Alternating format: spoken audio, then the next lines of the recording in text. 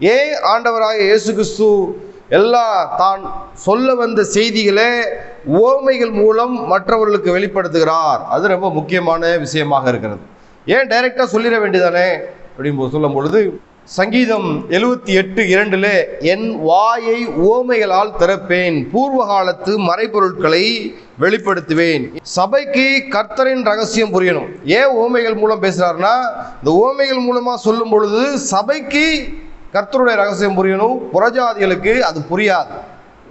நேரடியாக பேசுவதற்கு இயேசு வாழ்ந்த காலம் அது ஏற்றதாக இல்லை.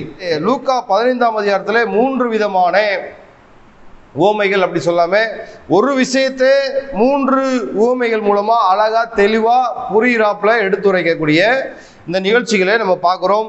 காணாமல் போன ஆடு 100ல் 1, தொலைந்து போன வெள்ளிக்காசு 10ல் 1, பிரிந்து போன இளையகுமாரன் 2ல் 1. ஆனா என்ன, எல்லாம் திரும்ப கிடைத்தது. இந்த உவமையை இயேசு யாருக்கு சொல்கிறார்? லூக்கா 15ஆம் அதிகாரத்தில் பார்த்தீங்கன்னா, சகல ஆயக்காரரும் பாவிகளும் அவருடைய வசனங்களை கேட்கும்படி அவரிடத்திலே வந்து சேர்ந்தார்கள். இதிலே பரிசேயரும் வேதபாரகரும் முறுமுறுக்கிறதுல பார்க்க